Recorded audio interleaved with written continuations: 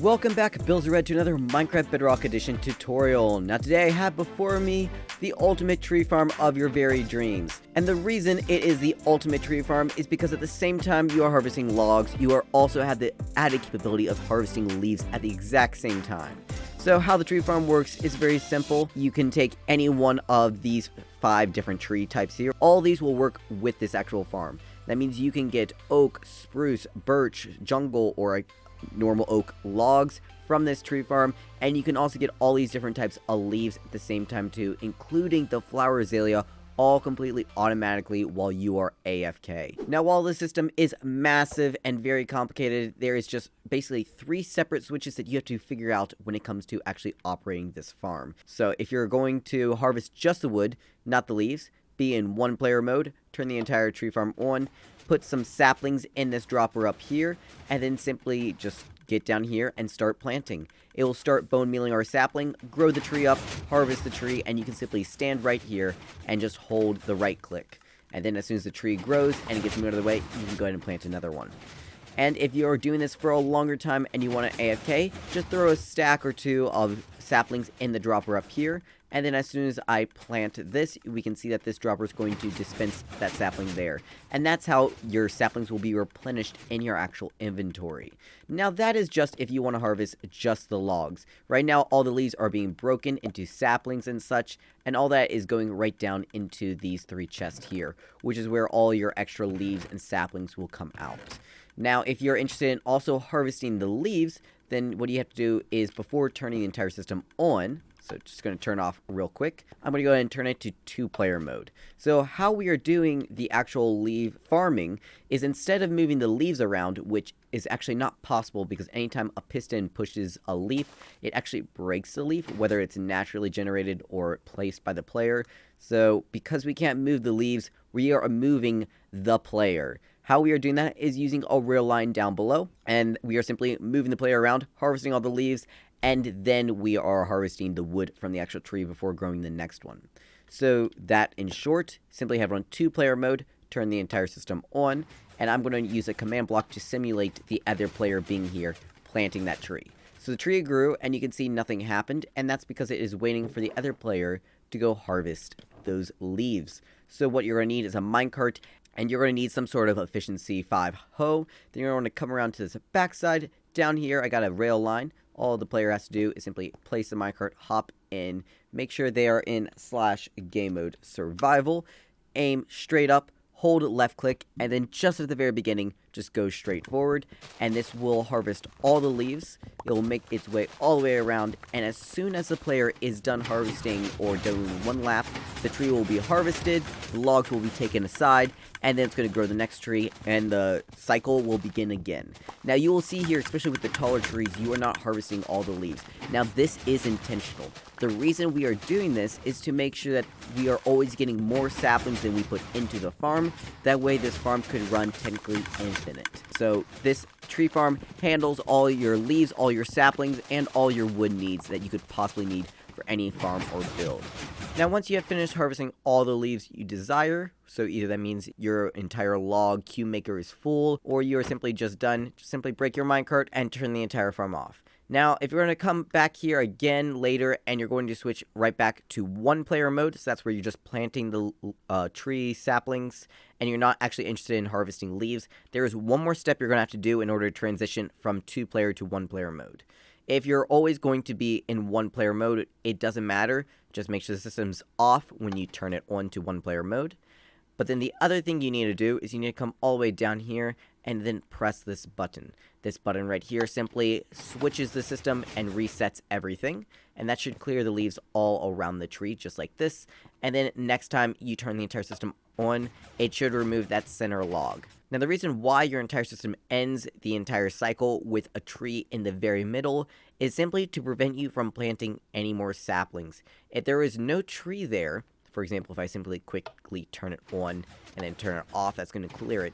You can see if you were to finish using your farm and then place a sapling down right here, well then, even if you're not bone mealing it, over time, this sapling might eventually grow up. And if you are just then leaving these chunks or something, the pistons might activate, And that could cause an issue with your system breaking and you not even realizing it. So that is why I have this simple safeguard put in. Basically, if, for example, you have a tree there, just go ahead and leave it. It's going to stay right there. It's going to keep the system on. The pistons will fire once, but then basically at this point, nothing can happen. If you were to log out, log back in, get out of these chunks, nothing is going to happen.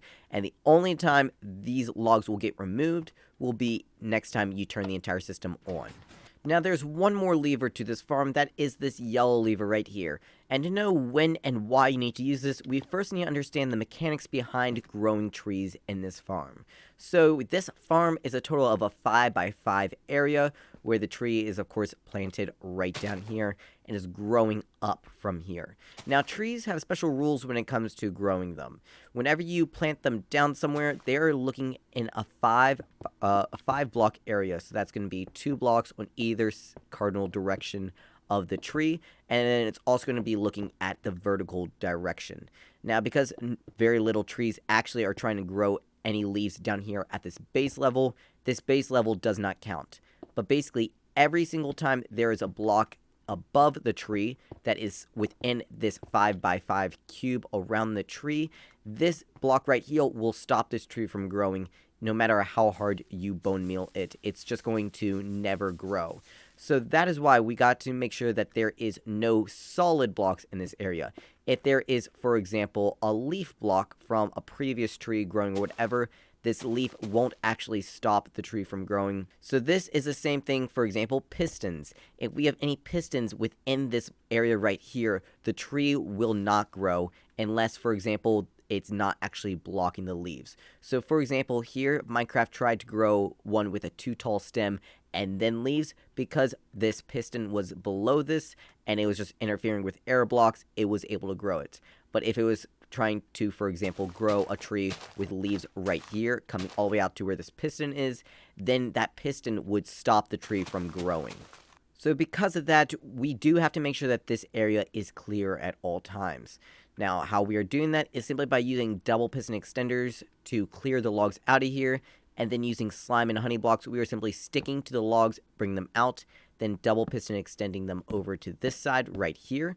And then from here, we are doing some piston magic with piston pulling and pushing at the right times to pull the logs off of the side of these slime and honey blocks.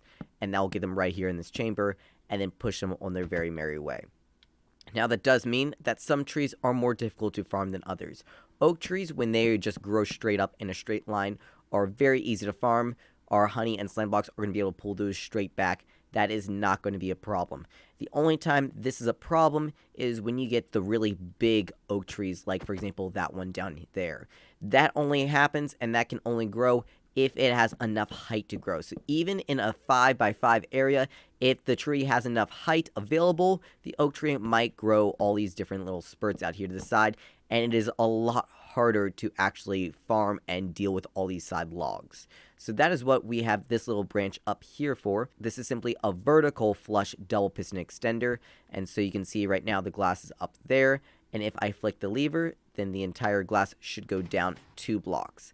This is only here for oak trees. All other trees, they can grow to this full height, and the reason why we want to be able to change the height is for all other trees, if the height is too higher, then that means they can produce 2 more logs for every tree that's produced. So it's just a lot more efficient, and you get a lot more logs per bone meal used if you simply add this system.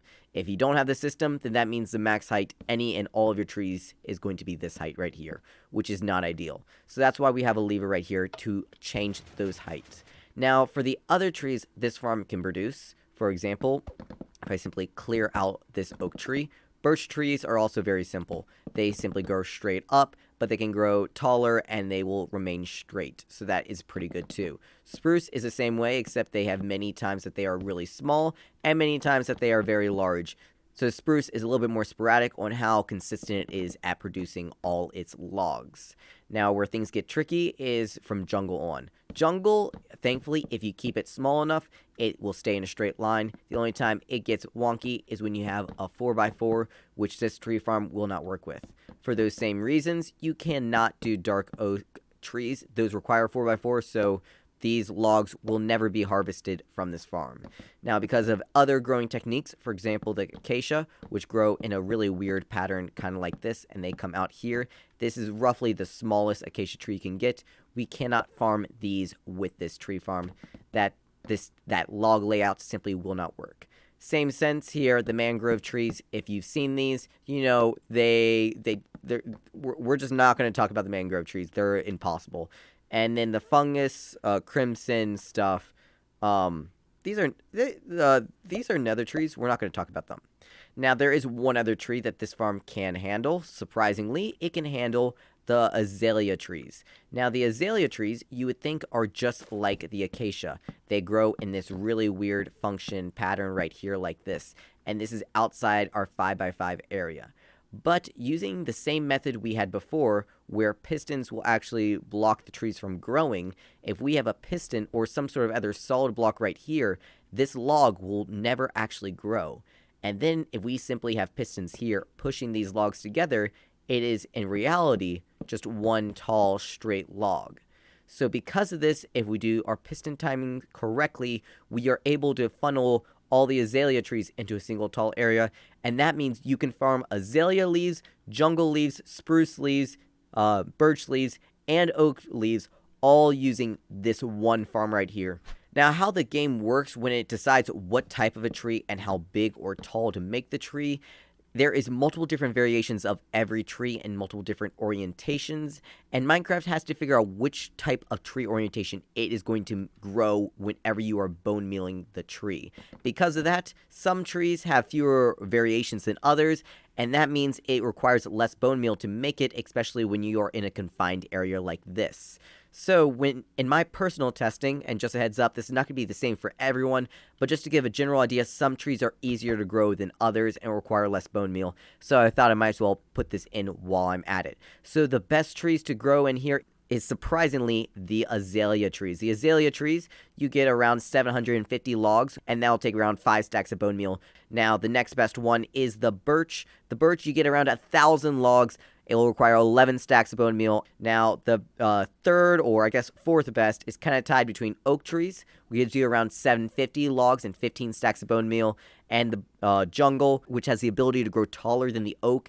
And because of that, it produces more logs, but it also requires more bone meal. And the absolute worst for bone meal per logs produced is the spruce, which gives you a lot of logs, but it requires a lot of bone meal because there are so many different variations that spruce tree that can grow. It sometimes takes more bone meal to grow the spruce compared to the other trees. Now, this is not going to be the exact same for everyone, but at least in my version of 1.19, this should roughly be how reliable and how much bone meal each tree produces. So just keep that in mind. If you're going to plant or harvest spruce trees, it's simply going to require a whole lot more bone meal than it would be if you were farming azalea bushes. If you're curious to look at this one more time, I'll have it all in the description and in the world download in the description below, along with the like and subscribe button if you haven't done so already. But also, if you want to see roughly what that produces, the azalea trees, you can see this is how many saplings I got. This is the durability left on my hoe.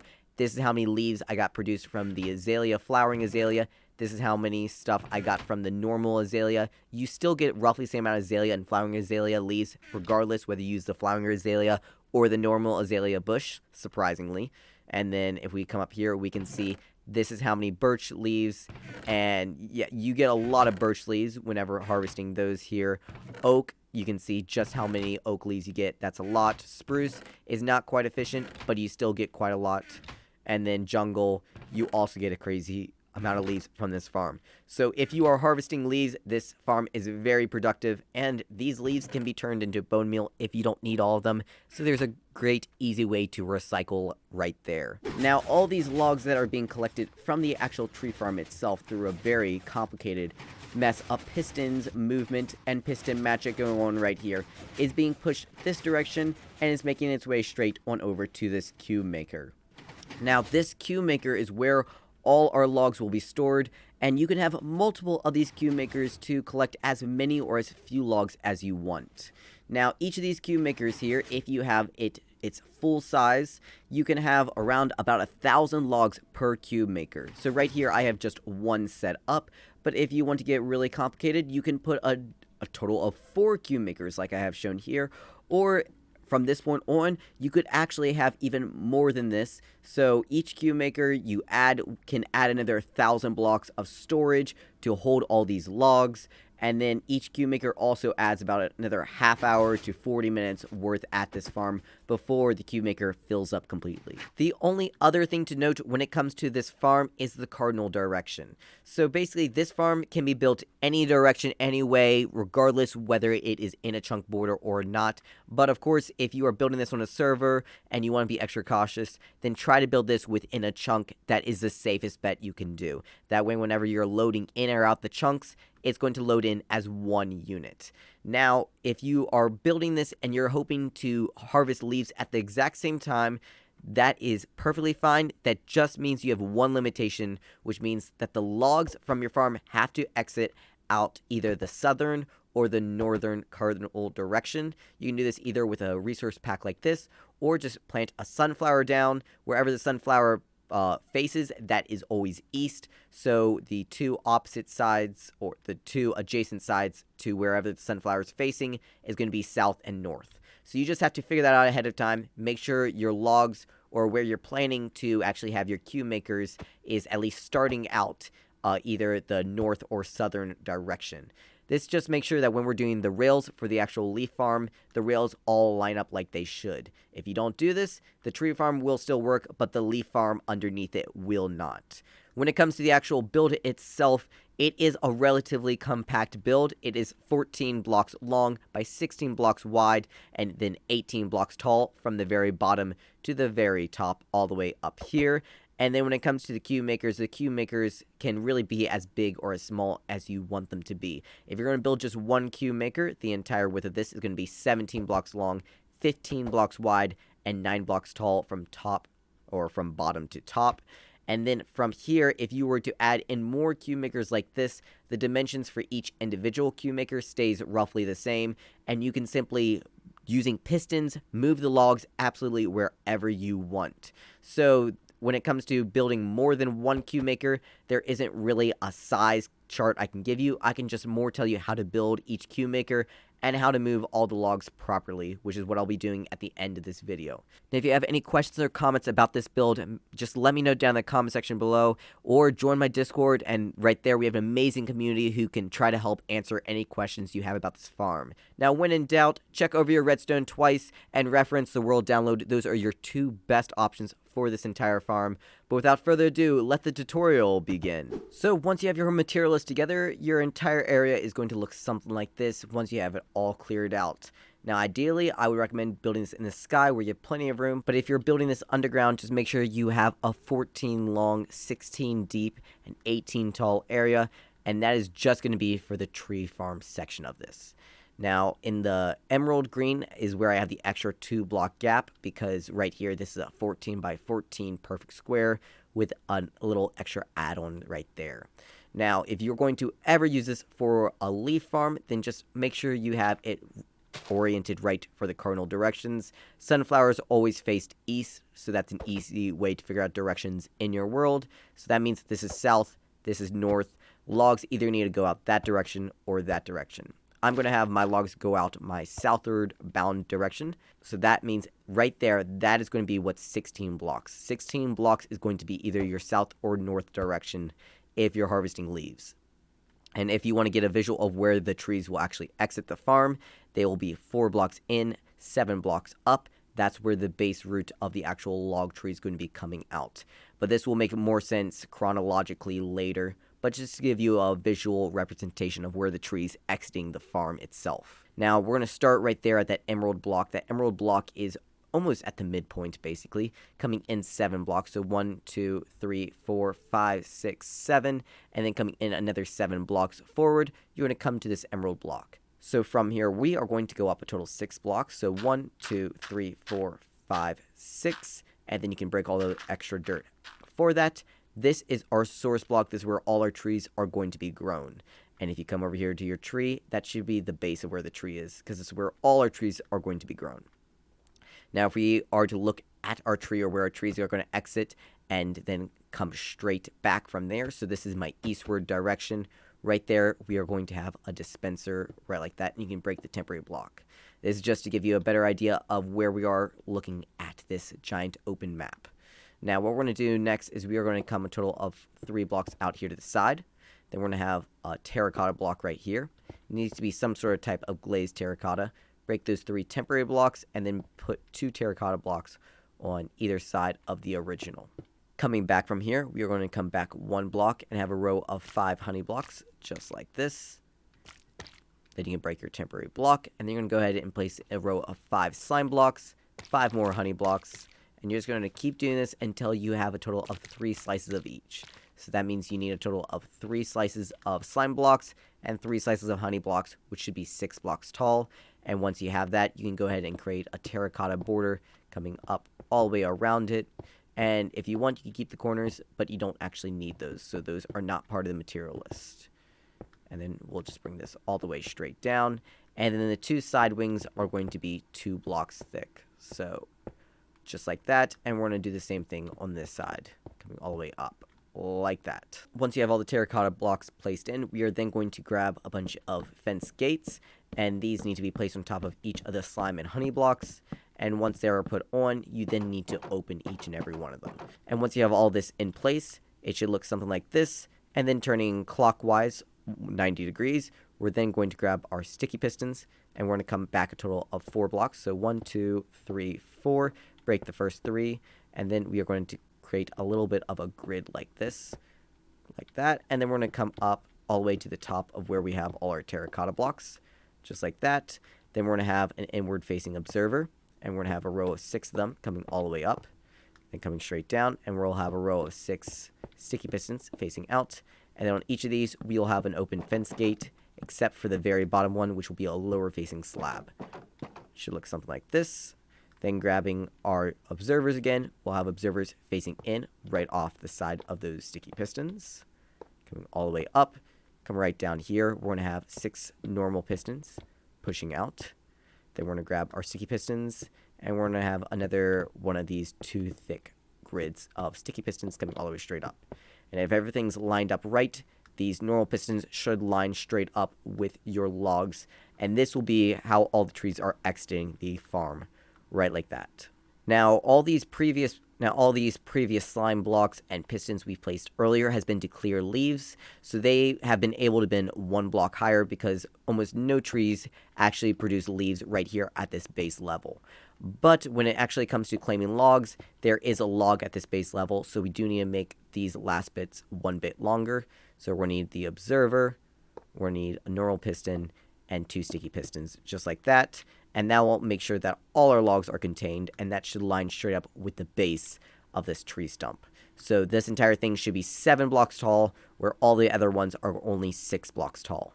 Now, real quick, we're going to come right back to our slime and honey block wall. If we come out to the back side, so this back right corner closest to all these other pistons we placed, we are going to come out 3 blocks, so 1, 2, 3, and we're going to do a similar thing over here with pistons. So we are going to have a 2 thick piston wall right here, 1 facing or actually in the same plane as the slime and honey blocks, 1 not. This is going to extend all the way up to the top of the slime and honey blocks, like that. Then we're going to grab our observers, and on the ones that's not next to the slime and honey blocks, have observers coming all the way straight up. And then right next to the slime and honey blocks, have our inward facing piston, just like this. Bring that straight down, break your temporary block, and it should look something like this. Now, while we're back here, anytime these observers get triggered or moved, it will activate and cause this piston here to fire. Now, we want them to all fire at the exact same time, and how we're doing that is simply anytime the piston moves the observers, they're going to fire all at the exact same time. The one issue, though, is if you have a big tree, for example, a azalea tree, when it grows to the side, it has a chance of spawning a leaf right here. We don't want that to happen, so what we need to do is we need to paint some sort of solid or glass blocks like I'm doing right here. I like using glass blocks here, that way you're able to see there's an observer there, so you know to be careful, but really any block here will work. We are simply just making sure that the observer doesn't ever have a block or some sort of item that changes mid using the actual farm itself. And then for this one, we need to make it too thick because whenever this piston gets extended forward, the observer will be in this position. So we need something covering the face when it's right there. So 2 thick wide right there, 6 blocks down, and then 1 thick wide, 6 blocks down there. Now, if your slime and honey block wall looks a little weird like this, don't worry about it. That will fix itself later. Now, continuing around, we are going to come from these sticky pistons right here. We're going to come out 3 blocks, so 1, 2, 3. Here, we're going to have 4 sticky pistons coming straight up, and then 3 honey blocks coming straight up. Then we can go ahead and break our temporary blocks, and this should line straight up with the center dirt block, and this should go all the way up to potentially the top. Now, from this slime and honey block pillar we got right here, we're going to come straight down here to the bottom. I'm going to come out 3 blocks to the right, so just like that, break the first 2 temporary blocks, and place 2 sticky pistons in like this. We go ahead and break this. We can come up with 2 terracotta blocks right like that. Then we're going to come back from here, go back 3 blocks, break the first 2. Here we are going to have another one of these grids of sticky pistons, 2 observers facing straight in, 2 sticky pistons pushing straight out like this. You can go ahead and break that temporary block right there.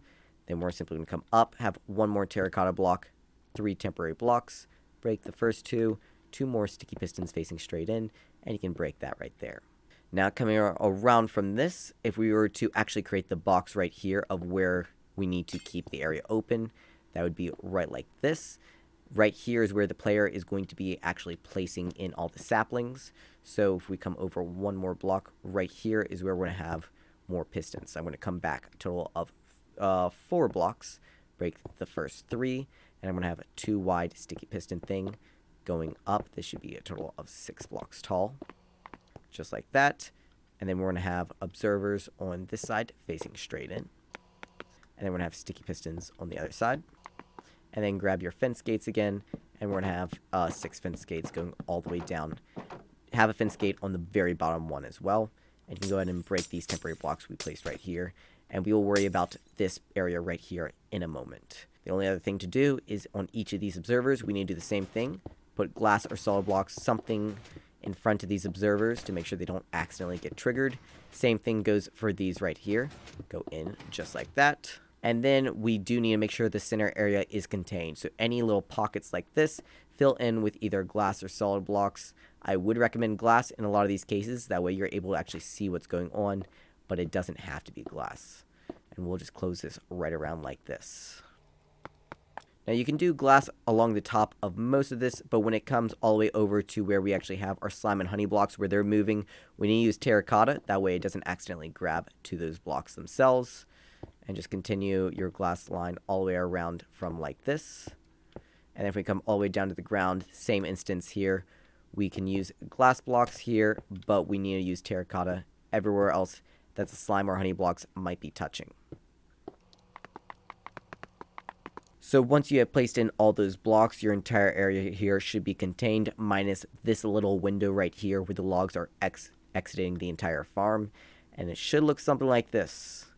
I'm just going to do a quick, slow panorama just so you guys can see what it all should look like. Alright, so the first part of the actual redstone we are going to work on is going to be the detection circuit. So anytime there is a tree right here that has grown up, we want to detect when that happens.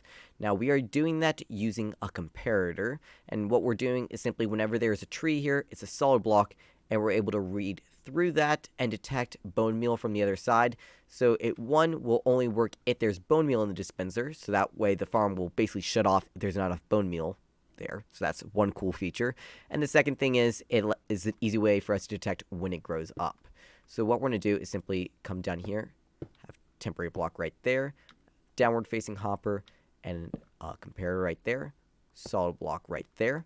Then come straight down, we'll have a glass block here, come straight down one more block and have a solid block right there, and redstone dust on each one of those. And you can break this temporary block, and you can go ahead and replace this with the dropper. And coming straight down here to this solid block, come down one, dropper, and a hopper going straight into that. Now in this hopper, you can go ahead and chuck a regular stackable or non-stackable item, junk item you don't care about. You will never see that item again. Put a glass solid block on top so no items get into that system. Now from this hopper, we are going to simply come out one block, come down one, and right here you can replace this block with a comparator facing out from this hopper. Now, basically, anytime that comparator right there triggers, it's going to activate this dropper, giving a short pulse, right like that. Now, right here from this comparator, I would put some sort of special block with a button on top of it. This block is basically a reset button. Anytime you are switching back and forth from the 2-player automatic leaf farm to the 1-player mode, you do need to press this button to reset the entire farm. So just keep this button right here in mind and maybe put a special block. That way you're able to easily see where that is in the entire redstone mess. Now from here, we're just simply going to put a temporary block, 3 blocks like this. You can go ahead and break that temporary block. We have 2 bits of redstone dust and a repeater here on 1 tick. So next, coming from this repeater we just placed down, we are going to come over 3 blocks. So 1, 2, 3. And then right here, break the first 2 and have a sticky piston with some sort of block on it that's solid. Now, whenever this piston moves back and forth, it's going to change what happens in the farm. And this is basically our mode switch. It's going to switch back and forth from the simple 1-player tree farm to the 2-player leaf automatic harvesting farm. If you're not interested in building the leaf farm, then you can simply remove this piston and always have the block right here. If you are going to build the leaf farm of this, then you do need this piston as a nice option switcher. Now we're going to go ahead and come up here and put in the button. So we're simply going to come up here, solid block, 2 glass blocks, 1 more, and then coming 2 blocks up, there's a solid block. We're going to have our lever here. You can go ahead and label a sign like this. 1-player mode is going to be down, 2-player mode is going to be up. Redstone dust on each of those glass blocks like that. And I'm going to go ahead and switch it to 1-player mode. So that should be when it is extended like this. And that is how that should work. And if you want to get an idea, this would simply mean that right here at this base level where these pistons are, this would be the main floor where you're actually right here placing all the saplings from this distance. Next, we're going to come all the way back down to where I had this black concrete. So this is the switching block. We're simply going to come out 2 blocks, down 1, break this temporary block, and here we're going to have a repeater. Now, anytime this goes off, this repeater will get power because the block is in this position. Now, coming down from this, we're going to come down 2 blocks, break that first one, come over another 3. So that means it is a total of 4 blocks long. Then we're going to come in another 4, so 1, 2, 3. So that's a total of 4 coming in. And then we're going to have a solid block right up there. Come over 1. Right here, you're going to have a repeater. And this is going to go straight into another block. And then we're just going to have redstone dust on all those blocks we just placed earlier, looking something like this. So coming out from this block right here, we're going to come out 1 block, down 1 block, and then over 1. Break that first one. Come over here so it makes a little bit of a C. Then come straight out just like this. We're going to have redstone dust right here in a T like this. And then a repeater right here on 3 ticks. That repeater is going to be going straight into a solid block with a normal piston facing sideways. Then we're going to place a temporary block and a solid block right there. Break the temporary block. Then turn around, and right here have a repeater on 1 tick. Then go ahead and place a solid block on top of that piston. Then coming straight over here where this redstone dust, that's going to go straight into a solid block. And then here we're going to have a dropper. And then we're going to need to grab our hoppers again. I won't have 1 hopper going into that dropper. Now in this dropper and hopper clock right here, we need to have a non-stackable item. In this dropper and hopper, you do need to make sure it's a non-stackable item. So that would be some sort of item that cannot have multiple of them stacked on top of each other. That is why I put a sword in this one, because you can't have multiple swords in one. This does matter. We are using signal strength here to lengthen a time that the system is operating. So now what I'm going to do is put a block right on top of that hopper, and then coming straight out here to the side, coming down 1, over 1, break that temporary block. Right here is a comparator. Then on top of the comparator, we'll have a block right there. Then we're going to come out 3 on either one, just like this. Up 1 right like that. Then we're going to have 2 comparators, 1 like that, 1 like this. You can come up 1 more block right there. You can go and break that. 2 bits of redstone dust, just like this. Then coming around, we're going to have 1 more block right here, a repeater on 1 tick, and that's going to go straight into a solid block. Now from here, we got 2 things we got to do. We need to activate these pistons and activate these. I'm going to start with the ones closest right over here. So I'm just going to continue the staircase right here. Solid blocks, solid blocks, solid blocks like this. Redstone dust connecting all of them up. And we want all of them to activate at the same time. So I'm going to create a glass elevator. This will be for the redstone dust. And just do this all the way up just like this. If you can't tell whether you did it right or not, simply grab like a button or a lever, come down here, and turn the entire thing on, and you should see all these pistons extend, and then if you retract it, all those pistons should retract after a little bit of a delay from this clock right here. If that all works, then that means you did it correctly. Now, coming from here, we're also going to do the same thing over here on this side. It's going to come 2 blocks, up 1, and then you know what? I'm just going to come halfway point. Do the same thing every other block like this. Then I'm going to simply grab some redstone dust connecting all of these up. And I simply got to connect all these up with another one of these glass elevators. And I'll just do a sideways one like this. This is not exact rocket science, but just put all that redstone dust connecting up like this. And again, same test, extend it. You should see all those pistons extend. And then when you turn it off, after that decay clock runs out, it should retract. And once that is done, all your slime and honey blocks should be reset to the original form if it broke earlier. Alright, so next, coming all the way back here to where we had our piston originally, we placed a repeater going to nothing. We're going to fix that. That repeater is going to go straight into a solid block. Then we'll have a dropper and a hopper. In this, we again need to have a non-stackable item. Make sure that's a non-stackable item. If you want, you can put a non-stackable item into every single one of the droppers. But if I say there can be a stackable item, it doesn't matter. Just be careful of this. Have some sort of glass or some block on top of that hopper. We're going to have a solid block here. Come out another block. Down 1 right here. We're going to have another comparator facing in. That's going to go straight into a solid block. We have another solid block right here. Then we're going to come out 1 more. Then we're going to create a little bit of an L. Break the corner after you put a block around top of it like this. 3 bits of redstone dust like that. Then we're going to have 2 comparators. 1 right here. 1 right here. 1 more block right here with a repeater on 1 tick. It's going straight into a solid block. Then we're going to create a little bit of a redstone staircase, just like this. 3 bits of redstone dust just up like that. We're going to come just out 1 more. Then we're going to come up 1 more like this. And then we're going to grab our solid blocks, have them right along the backside of each of these pistons.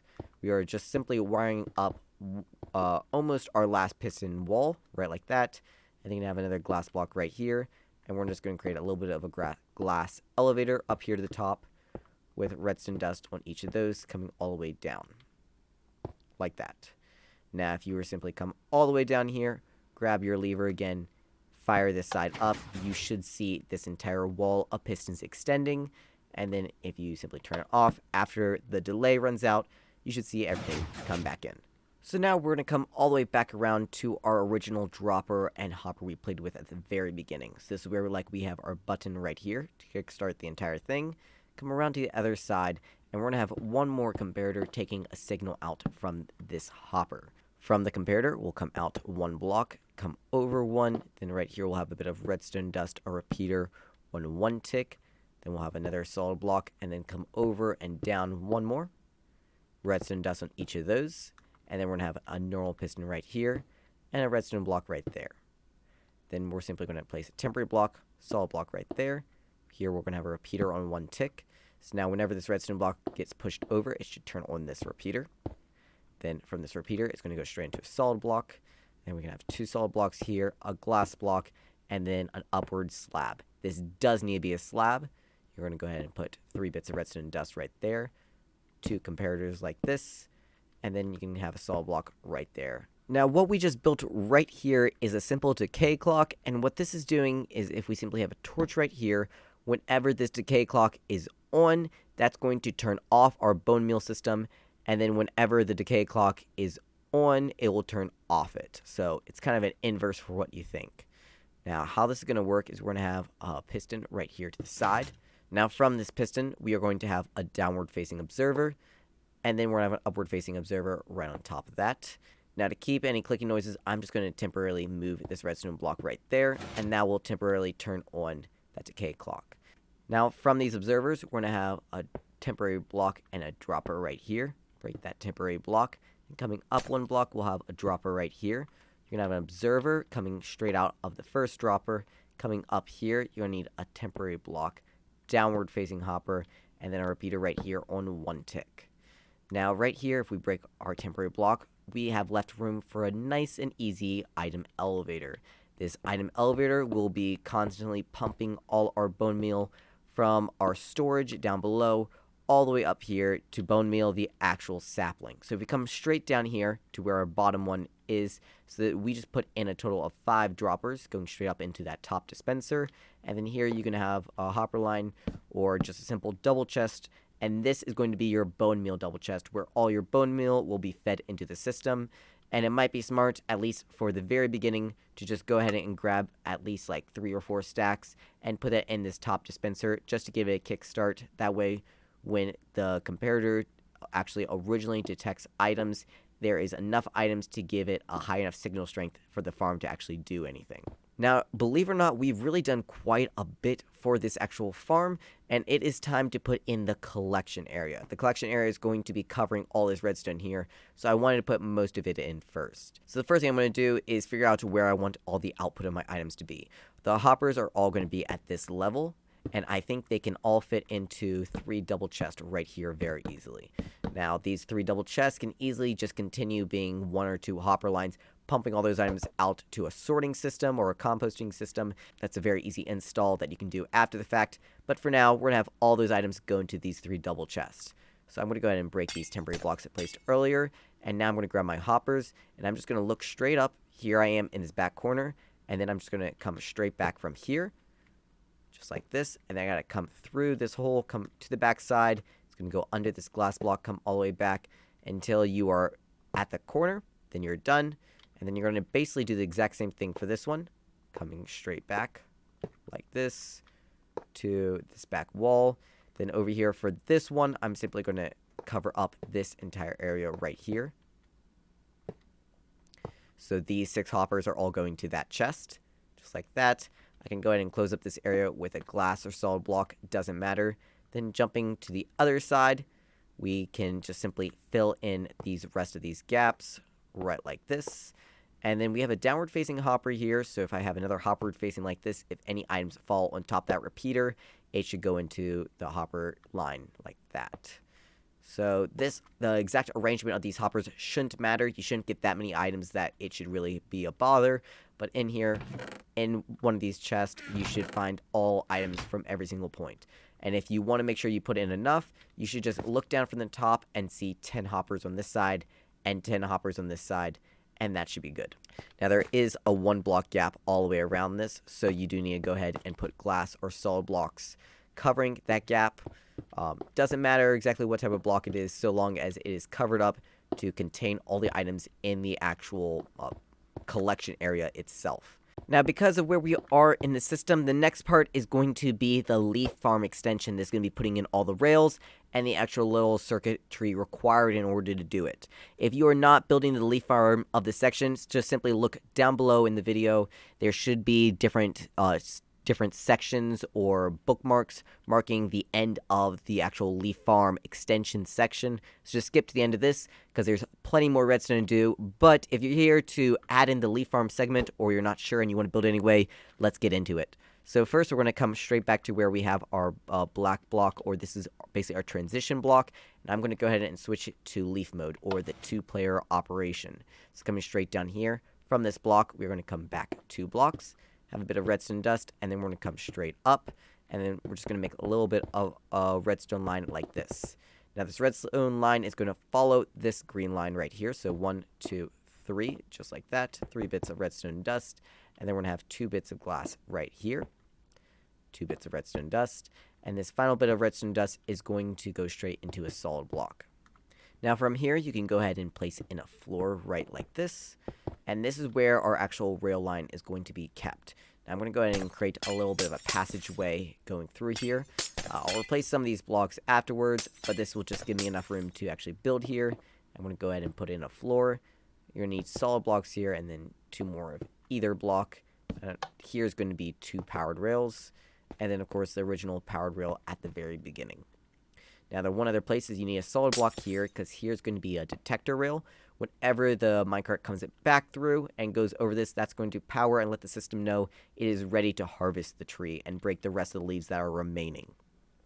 Now, in order to set up the rail line, it's actually easier to go backwards, so I'm going to start right here with normal rails. I'm going to come all the way like this. You're going to need a crouch to place them on the hoppers. come make an S and come straight around. I'm going to have to do some rail messing around like that. Then we're going to create another one of these little S's, come straight all the way back, then create a curve, come straight back, should come straight back into this rail, and then we're just going to create a straight line of rails coming all the way back right to that powered rail. And that powered rail, if you built the entire thing, the correct orientation should adjust like this, and all you need is a block behind it. Now, this powered rail is specifically placed that way when you are sitting here waiting for a tree to grow and are looking up, there's no blocks above you for you to accidentally break. Because you are going to be constantly holding left click, because of course you're probably going to be doing this AFK, we don't want to break the farm.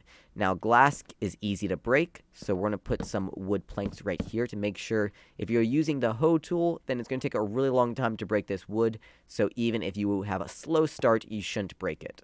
Now, when it comes to actually in here, if we put the player's head in glass, they can't break the glass, so we are fine doing that, and that keeps the items contained to this area better, and we're just going to do the same method right here. When they are here again, we want to make sure they can't break it, so either put the player's head in glass, or just put some planks down to make sure they don't accidentally break any of the redstone above them. So either planks where they have 2 blocks of air, or glass blocks so they don't suffocate, but they also can't break anything. And both those are good, and they should be flying through this section. They shouldn't have time to break anything, but those are just safe precautions. So now we have gotten the first stage of all the redstone done. Whenever a tree is grown, the system will detect that, and it will break all the leaves. Now it is time to start doing the redstone for this system right here, which is going to extract the logs from the actual tree, bring it over, and condense it down to one solid line, and send it on its merry way. So what we're going to do is come all the way back around here to where we have our original timer, and we got some blocks right here, upward facing dropper there with a downward facing hopper, and again have a glass block or something on top of this. Now you can have any type of stackable or non-stackable item in there, doesn't matter, just put it in the dropper or hopper. Then we'll come forward 1 block, come down 1 like here, we'll have a comparator that's going straight into a solid block, come over, we'll have another block right there, redstone dust, another block with a repeater on 2 ticks, and that's going straight into a solid block. Now if we come down from here, we need some redstone dust because this is going to go straight into the timer. Now basically what this is doing is it saying at this point we are about to remove the actual logs from the base, so we want to make sure the bone meal system is turned off while we're doing that so we're not wasting bone meal, because if the tree can't be grown, it will waste the bone meal, but it won't actually grow the tree. So right here what this is doing is while all that circuitry is happening, it's going to temporarily activate this decay clock and of course keep the timer from going on during that time frame. Now from this block, we're going to have a redstone dust. Then we're going to grab our glass blocks, and we're going to create a little bit of a redstone staircase. This is going to come up a total of 4 glass blocks, just like this. Then we're going to have a target block right down here. We're going to have a solid block right here to the side. And then we are going to come up 2 solid blocks here and a upward facing slab. We are again using the slab properties here where we can have power source right here. It will power the upper part, but the redstone power can't go down, but we can power these lower bits. So for example, if I power this redstone dust, and it will go up the slab. This is a very important property that we are using here once again. Now coming right under here, we are going to create a little bit of a plus pattern like this, break that middle. Here we're going to have a repeater on 4 ticks. Then coming right here, we're going to put a block in front of that, block down here to the side, temporary block, break that, repeater here on 2 ticks, and then we're going to have redstone dust on each of those 2 blocks like that. Then we're going to go ahead and have a redstone torch here, and that's going to have a dropper right underneath it. Next, coming from this dropper, we are going to have a hopper going straight into this, and we are going to have another one of these simple clocks, and then in this dropper, just make sure to have some sort of non-stackable item. Now from here, make sure to put a block on top of that hopper so nothing comes out of that. And we're going to come out and down 1. And right here, we are taking a comparator output from this hopper. That's going to go straight into a block right here. And there we'll have redstone dust come over 1 block and have another comparator right on top of it like this. That comparator is going to power straight into 2 blocks right like that. And come down and have 2 blocks just like this with redstone dust on both of those. Then coming on the inside, we're going to go ahead and place 2 blocks right here, 1 block right there, and we're going to have 2 comparators facing in like this, redstone dust, and then we'll have a solid block there. Then we're going to have a temporary solid block, break that temporary block, and have another comparator facing in right here. Then from here, you'll have a redstone torch on top of that. Come over to the side, we'll have a temporary block, solid block, come down one more block, break that temporary block. You'll have a repeater here on 3 ticks. Then you might need to break some blocks temporarily and put some temporary blocks, because right here we are going to have an inward facing observer. Go ahead and break those temporary blocks. Put those blocks back if you broke them. And then here, you're going to have a solid block, come down, temporary block right there. Repeater right here on 4 ticks. And coming right back up in here. It's a little cramped. Repeater here on 4 ticks. You'll have a solid block right here. You need a terracotta block right here. And you'll have 3 bits of redstone dust just like that. Make sure these 2 bits of redstone dust are not connecting. Now, what we just built down here is a convoluted double piston extender and retractor that has perfect timings to these pistons over here that we haven't hooked up yet. Now, we need to do the same thing for these upper ones, and they need to be at the exact same timing. So since there's a 4-tick delay, we're going to do the exact same thing with torches. So we're going to have 1 torch there that we already placed. Come up. We'll have our 2nd torch. Come up again. We'll have our 3rd torch. And then our 4th torch we're going to have coming here at an angle. Then we got to build the same circuit we did over there right here. So block right there, repeater here on 3 ticks.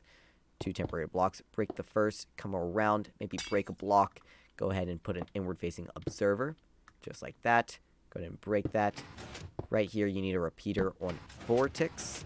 Have a solid block right there. Terracotta block right here. Redstone dust connecting each of those. Solid block right on top, and redstone dust right there connecting. That's the only difference. That way the redstone torch powers all of that. Now the only way to test this and see if it actually works is to finish doing the wiring to the other final bits of pistons over there. So we got to finish doing that first, and then we'll come back and test and see if this works properly.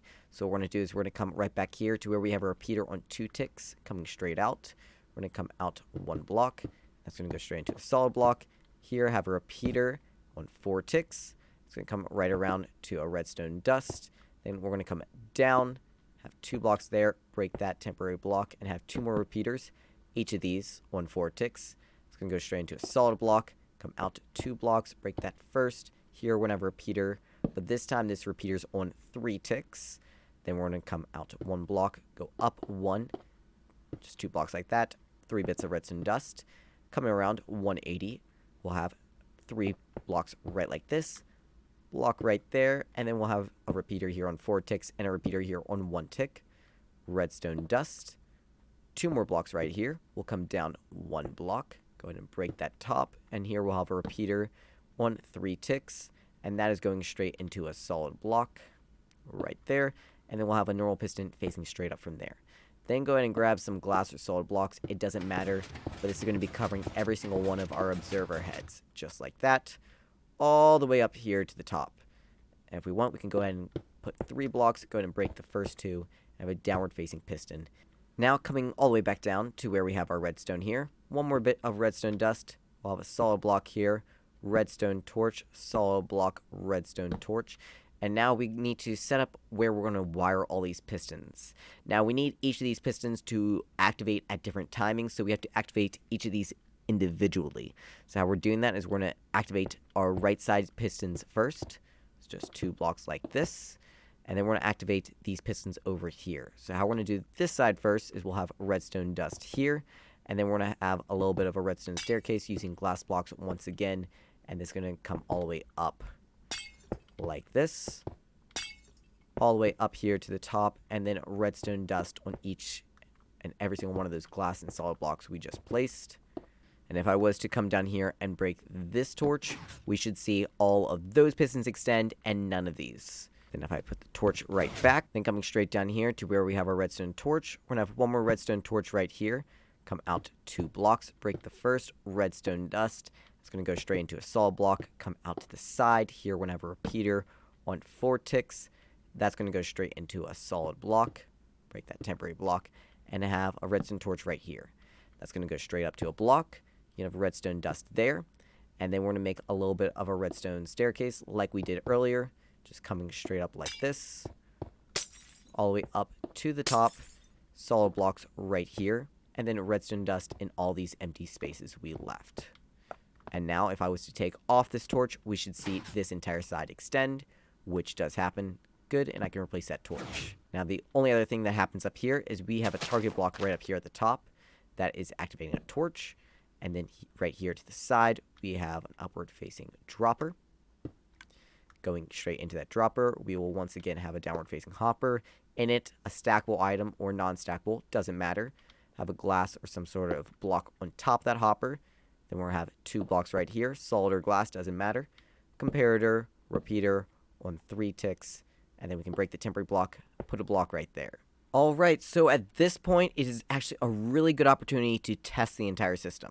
So if I simply come all the way around here to the front, I'm simply going to make sure I am on 1-player mode. I might need to reset the system. Piston starts firing, that is alright. Okay, so the system is operational at this point.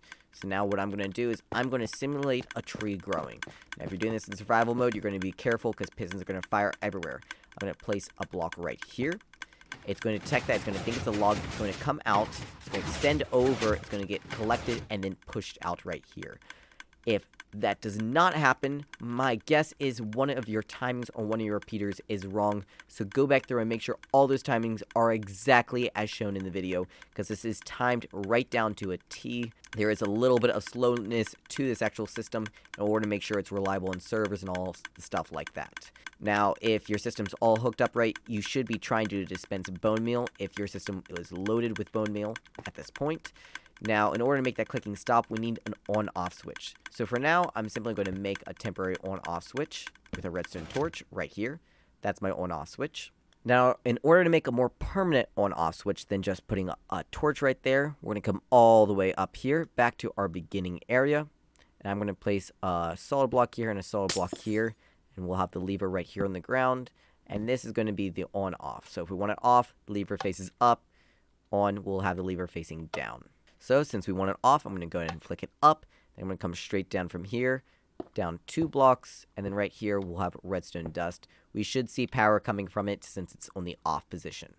Now we're simply going to extend and make a redstone line. We don't want the redstone line to connect, so we are simply going to extend it down and keep it going. And then right here, you're simply going to continue the redstone line. If we put a redstone dust here, it will connect. That is not what we want, so you're going to need to put a solid block right on top. Then I'm going to go ahead and put the redstone dust go into a solid block and come out the other side with a redstone repeater. Those will keep these 2 redstone lines separate. Solid block there, and then 2 bits of redstone dust right here. Then from here, we can simply extend and make our way straight down. Right, like this. It is not exact science. This really can be however you want, so long as it's not connected to other redstone circuits like this one is. Then we're just simply going to keep coming down, and we're going to connect it right here to the slab. Now, it can't be level with the slab because we need the slab effect to play. So we're simply going to come down an additional 1 block like this. That way it has to go up. As you can see, whenever this is powered, it doesn't power this, but whenever this side is powered, it will power up. Again, using the special slab properties. And we can just extend it just like this, and that will turn on and off that whenever this line is on and off. Now, there's one more thing we want to add to the system, and that's basically going to be a safeguard against if you, for example, accidentally leave a sapling right here. If you leave a sapling here and then leave the tree farm, that sapling can grow at any time. And if that sapling grows and you are not ready, and for example, you just unload the chunks, you could potentially break this farm. So what this is doing, what the next system we're about to put in is going to do, is it's simply going to make sure that if a tree does grow, while it will break some of the leaves, it won't get all the way through. It will simply stop here before it will actually break something critical or something that will break very easily. Everything else in the system before it can basically fix itself with just one more rerun. So how we're going to do this is coming from here. We're going to come out 1 block, then we're going to come straight down over 1 block, keep coming straight up, and then right here we'll have a solid block like that, redstone dust on all of these. Then up here at the top we'll have a repeater on 1 tick, and you should see a bedrock bar. basically what we did here is, even if this redstone dust gets power from like a redstone torch or a lever or something, this repeater won't give an output because it is locked from the side. This is special repeater locking techniques, and we're using this simply to turn it off and make sure it can't work when we don't want it to work, but make it work when we do want it to work. Then we also need to make sure that it triggers the system when it turns on. So how we'll do that is we'll come over, have a block there, redstone torch, and we'll have a redstone dust here. Now, because we redirected this redstone dust, this repeater here is no longer being locked, so put a redstone dust right on top, and that should relock that repeater. So there should be 3 bits of redstone dust there, a redstone torch, then on the side of this redstone torch, we'll have an upward-facing dropper, downward-facing hopper. In this, any item you want, stackable, non-stackable, doesn't matter. Some item on top of the hopper, so no items get in it. Then we're going to have a solid block right here, solid block, and then a comparator right there. Now, just like this, if, for example, a tree grew and you didn't realize it, the system's turned off, you can see it just broke the leaves and nothing else happened. And that is because we locked this Bedrock repeater right here. Now, if I go all the way back around to over here and turn the entire system on, it's going to take that block out, reset the system, and then start up that dispenser. Now, the dispenser is not starting up because we have a redstone torch over here that was keeping this on while we didn't have an on-off switch. We have an on-off switch now, so we can go ahead and turn the entire system on, and then we can come all the way back here and turn off our entire system with our switch that we just put in. And that should turn off that dispenser. Now, we are almost done with the farm itself. There's just a little bit more things we got to do. Now, right here at the beginning, we want to make sure that when we are coming up here to place our saplings, we, of course, are placing the saplings and not actually falling into the system. So we are going to use 2 iron trapdoors. These are iron trapdoors. That way you make sure you can't accidentally, like, open them or close them. That's what these levers here are doing. The reason we are using levers here instead of, like, locking these with redstone blocks is because pistons are being extended beside both these walls. There's nowhere for us to lock these without using levers. So you gotta do something like this, and then right there, that's where you'll left click and place all your saplings. Then, if we simply look up, right here is where we're going to have our dropper. This dropper, you might need to come out here just a little bit, is going to be facing into this glass block, just like that. And if you simply come back in, you might have to reactivate the lever to get that trapdoor up. This dropper right here, you can, at the very beginning, whenever you are ready to AFK, throw in a couple stacks of saplings, and that will last you through the entire time you're doing it. Because the system, of course, is not using a TNT blast chamber, because that, of course, doesn't work well on Bedrock Edition, you can only really AFK until your queue maker is completely full. Now, this is about 1,000 logs, or around 30 to 35 minutes of AFKing, and so even if you have the 4 queue makers together, you still will only need a couple stacks of saplings in order to sustain your entire AFK session. So, in that case, you just need 1 dropper here. You don't even need extra storage. You just simply fill it up each time before you're using it. And every time the system activates, it will give you 1 sapling. And how we're going to do that is simply by running a redstone line up here, just straight up to this right here, 2 bits of redstone dust, and like that, you are done. Just fill this up before every AFK use. Now, the other thing we gotta do is we need to set up 1 more lever right here, and this is going to be to switch in between 2 different heights of trees. So it's going to be a redstone torch tower, and it's going to basically be a double piston extender up here at the top. This double piston extender can be up for all trees except for normal oak. If it's up for normal oak, then you can accidentally grow the super big oak trees, and then you have to manually clear them out. So just keep that in mind. This switch is very important. If you're not interested in farming oak trees, then this isn't needed. But, I mean, why wouldn't you want oak? Like, okay. We're simply going to continue this redstone torch up here. So I got 3 redstone torches of this torch tower done. I'm going to stop there temporarily, come here to the middle, and I'm going to tower up a total of 10 blocks. So 1, 2, 3, 4, 5, 6, 7, 8, 9, 10. The 10th can be a glass or solid, doesn't matter. And break the other 9 right below it. Then come straight up to this. From this block, we're going to come up 3 blocks. Go ahead and break the first 2. Right here, we're going to have 2 downward facing sticky pistons. Break that top block. Then from this glass block we placed, coming out this direction towards where our actual control module is, we're going to go ahead and place 6 blocks. So 1, 2, 3, 4, 5, 6. You can go ahead and break the first 5, and you're going to have 2 sticky pistons and a redstone block just like that. Then you can go ahead and break the first block, solid block, you're going to have a downward facing observer, then you're going to have another solid block, and then you're going to have 2 more observers, one more downward facing, one facing into this sticky piston right there. You're going to have a repeater here on 3 ticks, repeater here on 4 ticks, redstone dust in each of those spots, solid block right here. Then coming out, we'll have solid block here, 2 solid blocks, solid block, repeater on 4 ticks, and redstone dust. Now if I am to activate this, it should lower itself by 2 blocks, and if I deactivate it, it should retract the block by 2 blocks. Now that we've gotten it working, we're going to come right back down here and have our torch tower go ahead and come right on up to our actual circuit. And when it comes straight up, it should be in the opposition. And then if we come down here, you can see that's the all other trees. And for oak trees, when I lift or push the lever down, it should lower itself by 2 blocks. Alright, so at this point, your farm should be complete. So while we can't do any long-term AFK sessions on this quite yet, since we don't have a Q maker done, we can do a couple harvest. So what I would recommend to do at this point is just go ahead, fill your dispenser up with a couple stacks of bone meal, throw a sapling down, be on 1 player. I'm going to be in all other trees since this is birch, and I'm going to turn the entire system on. And now I'm just going to see the system's going to kickstart, and now it should go ahead and grow that birch tree. That birch tree should be cleared, and then the log taken to the side and carried away just like that. Perfect. I'm going to go ahead and do the next one, and I'm just going to quickly, while it is doing this, take a look around and make sure that this system right here is working properly.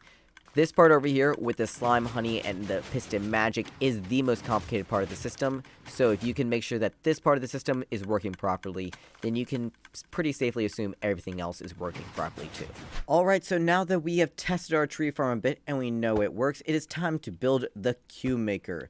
Now, the reason we are using a Q maker instead of a typical TNT blast chamber that you might see on some Java Edition farms, the reason in Bedrock Edition TNT cannot be duplicated, so that for one is a big default reason why we would not use TNT. And the second reason is TNT does not drop 100% of the items it blows up, which means if it blew up all these logs, you might only get 10 to 20% of the logs back in return, which is really poor profit margins. So instead, what we do is we store them all up in a Q maker like this, and then when you are done using a haste tube beacon and efficiency of 5 axe, you can easily insta-mine all these logs very quickly. It only takes like 2 minutes to clear out 1,000 logs. So that is, in short, the very reason why we don't use TNT to harvest these logs and instead are using Q makers. That is simply just a Bedrock Edition limitation.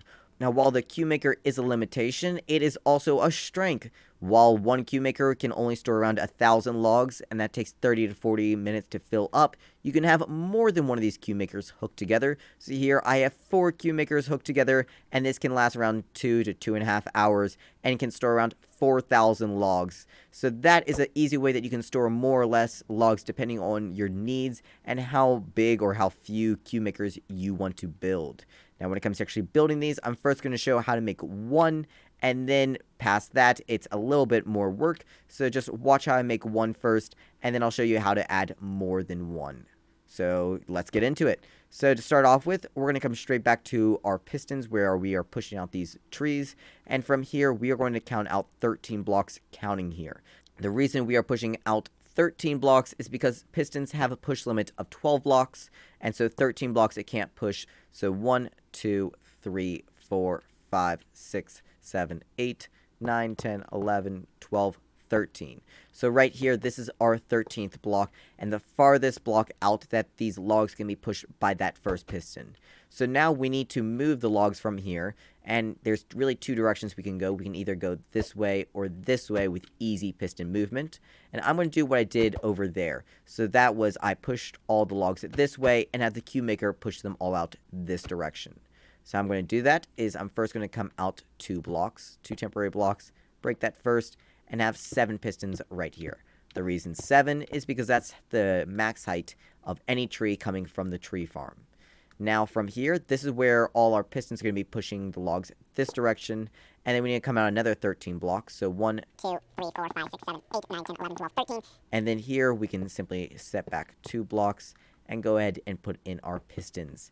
This is where our actual piston array is going to be. That's going to be pushing all our logs into one gigantic cube.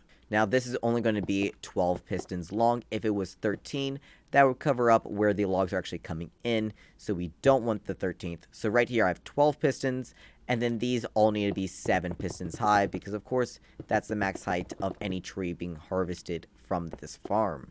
Once you have all those pistons in place, you can go ahead and remove all these temporary blocks, and we'll come around to the back side of that array. We're going to have a line of solid blocks on the first layer of pistons, line of solid blocks on the third, line of solid blocks on the 5th, and line of solid blocks on the 7th, and then on top of each of those solid blocks, we're going to have a line of redstone dust, and that's going to continue all the way down to the very bottom. Once you have all the redstone dust in place, it is time to connect it all together. So we're going to come out to 1 and up 1 right here, redstone dust, redstone torch, going straight up into another solid block with redstone torch on the side of that, 2 solid blocks right here, and 2 bits of redstone dust. Now if we come right out here to the side, come out to 1 block, I can temporarily place a redstone torch here, and we should see all those pistons extend.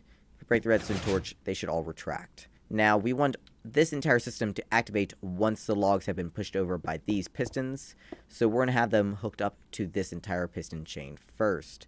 In order to power these pistons, we want them to detect whenever a log gets pushed right here, and we're going to do that with a redstone torch.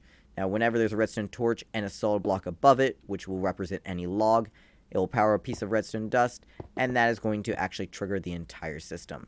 So I'm going to use a gold block there to represent the log. That's going to come out straight into a repeater. Have this repeater on 2 ticks. It's going straight into a solid block, redstone dust on that. It's going to come up to another solid block. Then we'll have a glass block, solid block, and just make a little bit of a redstone staircase coming all the way up and around all these pistons till all the pistons get powered. Now the bottom one still hasn't been powered, so we'll come right out here to the side, come down 1 block, replace this block here with some redstone dust, and that should extend the block and turn this redstone line off. So that will extend and turn it off, extend, turn it off. Now we want to hook this system up so when the blocks get pushed over, the queue maker extends. So coming around to the other side again, we'll come out to 1 block, redstone dust come up, and then we'll come in 1 block. So 2 bits of redstone dust, and then a repeater here on 3 ticks. Now here, you're going to have a temporary block just to make sure everything works. And then if we come around to the other side, next time we put a block, they should both extend. Now that is how the redstone is going to work to actually store all our logs in our queue maker. And how the system is going to be complete where we put this temporary block is basically as logs come through, they are going to actually cover this area up and complete the circuit. Now, we want to make sure that whenever all the logs get filled in and the queue maker is completely full, that afterwards the system turns itself off. This way we don't waste any bone meal, and the system doesn't break itself when it can't store any more logs. So how we're going to do that is coming around to the back side. We're going to come from this redstone dust, come out 1 block, down a block, break that first one, have a repeater here on 4 ticks, going into a solid block, redstone torch, come down 2 blocks, over to the side, replace right here 2 redstone dust, redstone torch on the side, and then coming to our on-off switch, just make a little bit of a redstone line coming up from that to the redstone torch up here. Now this redstone torch will only turn on when both these redstone torches turn off, and that will only happen when this redstone line stays on for too long. And that will only happen when this redstone torch over here keeps powering this bit of redstone dust longer than it should. And that is only going to happen whenever this piston simply can't push the blocks out here any further. And that is only going to happen when the queue maker is completely full. So we just made basically an on-off switch that when the queue maker is full, it's going to turn off the entire system, even if you have the original switch over here turned on. Now once you have cleared this system, so you've taken out all the logs, then the system should fix itself and turn the system back on. So don't forget to turn the entire system off when you're done, even if the system already turned it off using this redstone torch key right here. Now the only other thing to do now that we have the queue maker finished is to actually give yourself a clean slate. So that means if you put any blocks here to test the system, or you were farming and you got a couple logs like this, make sure to break all of them, either all the way back to the actual tree farm itself, or at least until you get to a clean slate like this. When I mean a clean slate, I don't mean it has to make it all the way to the top. I mean that the furthest block forward is going to be the bottom, whether that is in a straight line like this, or the bottom's forward a little bit like this. Either one is fine. The reason is we are not detecting whenever this top log gets to this piston. We are only detecting when the bottom log gets to the piston, which means if the top log gets to the piston push limit before the bottom, that can cause some issues with the pistons not pushing and not being able to push those logs out of the tree farm when it needs to, and that can cause issues when it actually comes to testing and operating the farm. So make sure that whenever you are clearing out this cube maker, you either leave it as a clean slate like this when you are done with a solid line right there, and of course all this would be filled in with trees and logs, or you simply just clear all the logs completely all the way down to the bare minimum bones, so that would be taking this all the way to the actual tree farm itself. Both should work, and both will make sure that your system works reliably every time. And after just a quick testing, you can make sure and easily see if your cube maker is working correctly and all the logs are being put in it correctly as well. If this all looks good, then you are all set for a full AFK session. Hope you all enjoyed this video, and I'll see you in the next one. But if you're wanting to build more cube makers, then it's going to be a little bit more complicated process. Now, the process for making more than one of these cube makers is very simple, and it's simply building onto the same techniques we did earlier. It's coming all the way back here. Counting this block here, we need to count out 13. So 1, 2, 3, 4, 5, 6, 7, 8, 9, 10, 11, 12, 13. And I can break these first couple blocks. Here's the 13th block. This is the furthest those logs can get pushed out before the piston reaches the piston push limit. Now from here, we are simply going to split the log into two. The reason we are doing this is instead of having one cube maker, we can, from this very point, have half the logs go this direction, and we can have the other half of the logs go this direction. This allows us to have one line of logs feed two separate cube makers. Or from each one of these lines, you can then have another divide and have a piston pushing this way and have another piston pushing this way. And that way you can have two more cube makers come off the end of each of these. So by just repeating this circuitry that we're about to do here over and over again, you're able to divide the logs up however many times you need to do in order to get the desired number of cube makers. So from here, each of these pistons are of course going to be 7 pistons tall, because that's the max height of any tree that we are harvesting from this farm. And that of course is going to be on both sides. Now on each of these, we're going to do the same circuitry we did earlier, which was basically having a redstone torch, and whenever there's a block above it, that's going to turn on some redstone dust. Now we want that to activate everything here, so I'm simply going to have a solid block here, repeater here on 2 ticks, powering a block, redstone dust on top, and then powering blocks coming up and around, and we're simply going to make a little bit of a redstone staircase coming up and around until we power every single one of our pistons. Once we have done that, we of course can come right down to the bottom. You can go ahead and replace that block with a redstone dust. Then if we come right down here to the bottom and place a block, you should see every single one of those pistons extend, and that simply represents anytime a tree comes in, the entire tree will be pushed to the side. Now we want every time there's a tree right here to not only power this line of pistons, but also the second line over here. Now the second line you can either power from over top, and that is fine. You just have to be careful not to have any blocks in the way of the piston, or the easier method in my mind is to power from underneath. So I simply am going to take the redstone signal strength from here, bring it around, have another repeater on 2 ticks, that way they both fire at the exact same time. It's going to go straight into a solid block, have a redstone dust on top, and then we're going to create another one of these redstone staircases using glass and solid blocks. And we can just extend this all the way up to the top like this, redstone dust down it to connect them all up. And now next time we have logs come in, we should see both of those two sides extend at the exact same time. And that is how we are simply separating our 2 lines of logs. And then from each of these end points, whether you go to the piston push limit or not, each of these points you can then break into 2 again. Or from each of these points, you can simply have a new piston right here. That way it has a fresh piston push limit. So it can go a fresh 12 blocks this direction, and you can have 12 pistons pushing in this direction. And that way you have a fresh cube maker that can be at its max capacity.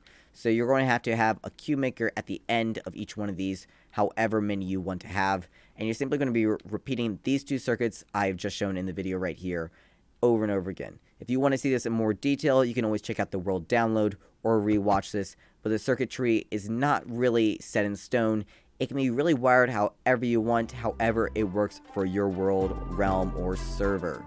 But that is really all there is to it. If you guys have any other questions or comments, let me know down in the comment section below. And if you haven't done so already, make sure you give this video a like and subscribe button.